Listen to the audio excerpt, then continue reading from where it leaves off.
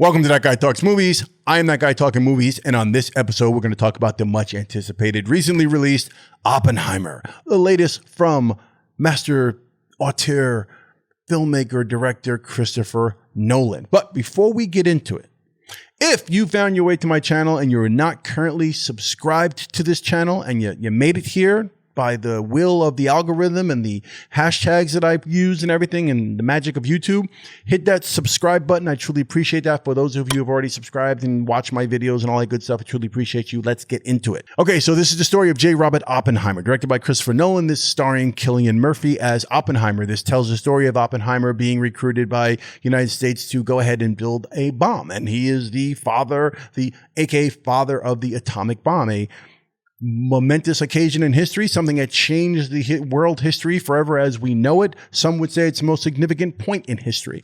So this is a picture that you wouldn't think would garner so much attention, right? If it not for being a Nolan picture. I thought about that when I see all the hype, because you got these movies coming out, Barbie and Oppenheimer this weekend, and everyone's all excited to see Oppenheimer. And I think about it and I'm like, if this was a normal biopic about a guy named J. Robert Oppenheimer, Julius, would there be so much hype if it wasn't a Nolan film? I'm trying to imagine this film being pitched, hey, we're going to do a movie about J. Robert Oppenheimer and the atomic bomb.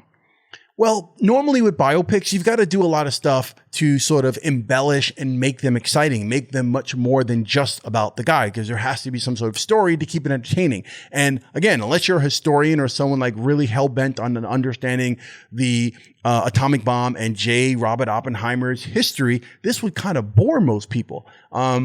But it's a Nolan film. So Nolan takes, obviously, this to the next level and makes it an exciting theatrical event, which is why all the hype about this film. And I will tell you, it lives up to the hype in certain regards. Other regards, not so much. We'll get into that last. So let me just first start with the good here.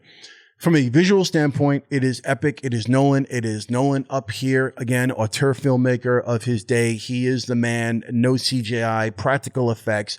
Hoyt van Hoytema's cinematography. Ludwig van Goritsen being brought back in to do a score for working with Nolan again. And it all works. If you get a chance, you need to see this on one of the 30 only IMAX theaters, true IMAX digital film projected theaters in the world. Then go see it on IMAX. That's the way it's meant to be seen. I saw it last night, unfortunately, on a regular screen. It kind of pissed me off because I knew just watching it that I was missing something. I felt like I know this is not right, but I was desperate to see it, so I saw it. Next week, I get to see it in New York, and I'll see it on the actual IMAX theater screen. So I'm looking forward to that. But this thing delivers in terms of the visuals, in terms of what they did here. Even the black and white stuff, which they had to go and have Kodak and Photochem create black and white IMAX film just to get those scenes done. And they're done fantastic. It is brilliantly performed by Cillian Murphy. He carries the weight of a man who, Oppenheimer carried this weight of, I've got to do this thing for my country, right? We need to end this war. But at the same point, it's kind of like there was a point where they didn't quite need the bomb because Nazi Germany had it was like, do we really need the bomb? Should we keep going with this? And the scientists were questioning whether they should keep going with it, but they kept going with it. And then the bomb got dropped on Japan, and Oppenheimer's dealing with all the weight of that, his participation, his responsibility, being the father of that bomb, his emotional standpoint, his mental, intellectual, all these things play out on screen. And Cillian Murphy embodies all of that just through random looks, his entire demeanor. There's definitely an Oscar nomination for him in this. I don't know if he's going to win it. I don't know if it's a shoo-in for a win, but there's definitely a nomination for him. Same thing with Robert Downey Jr. Robert Downey Jr. reminds us that he is Robert motherfucking Downey Jr.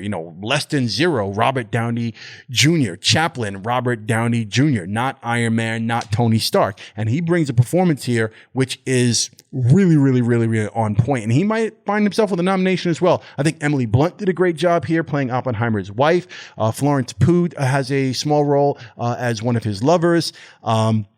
Gary Oldman's in this. Rami Malek is in this. Tony Goldwyn has a role in this. Matt Damon does a great job as a general in this. And it's just from a cast standpoint, performance standpoint, from a visual standpoint, it is a big, epic Nolan picture, and that's what you're going to get. In addition to that, on the bad side, or what I would say is negative, in Nolan-esque fashion, it has its moments of being hard to follow in terms of the back and forth, because you're getting Oppenheimer as he's being the aftermath of the bomb being dropped and the interrogation of a panel that was put together regarding his security clearances and whether he had ties to communist Russia and all these different things. So you're getting all these really, really, really heavy scenes of him being interrogated in the aftermath of this. So he's struggling not only with that, with the United States government and how they're coming after him, but he's dealing with the aftermath of, we just dropped 2 bombs that I invented on Japan and killed God knows how many people, right? So 200,000 plus people. So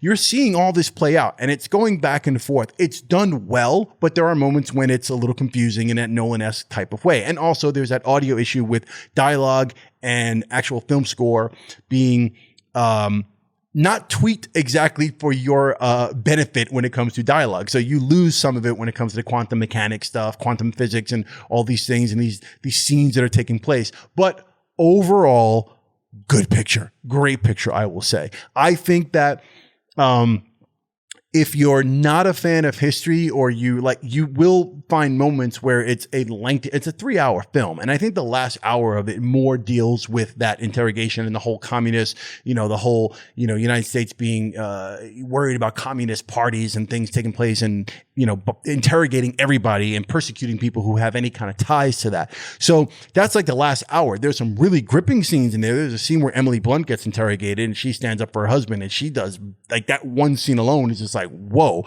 And again, there's some stuff with Robert Downey Jr. in those scenes that are really done fantastic, and they're done in black and white and they look great. But you might find yourself a little nodding off if you're not someone who necessarily was into, wanting to know about this guy. I think they did a good job, in fact, in terms of saying, let's show a man of this caliber what he had to deal with and what the aftermath of, like, what would that feel like to have that on your shoulders. And that's what you get from this picture. It is Oppenheimer. That it's the title of the film. That's what you're going to get. It's not so much about the bomb, even though there's a whole section with the Trinity Project and getting, the testing of the bomb. And there's all those things happening, and there's practical effects here. This is about Oppenheimer, and it's about what's going on in his head. And we can see that, and it's done well. Nolan delivers. I say go see this film. I say see it on the largest screen you can possibly see it on. If you can get to an IMAX, there's only 30 IMAX theaters like that in the entire planet. If you can get to one, I say go to it. If you're a true cinema lover, you're going to see it that way. That's the only way you're going to want to see it. Again, I see it next week in such a cinema here in New York, and I'm very much looking forward to it. So maybe I'll do a follow-up review. Anyway, that's my take on Oppenheimer. Great performances. It looks fantastic. It's a compelling story. There is something there. Again, and if you're not a historian and you're expecting something else, some like magnificent film to razzle and dazzle you when it comes to bomb making and all that stuff, then you might be a little disappointed. You might find yourself sleepy. But anyway, great picture. Go see it. That's it for me on That Guy Talks Movies. If you plan on seeing it, let me know in the comments below. If you've already seen it, let me know in the comments below what you thought of the picture. And if you haven't subscribed, hit that subscribe button. I truly appreciate that. Like this video, and I will see you on the next That Guy Talks Movies.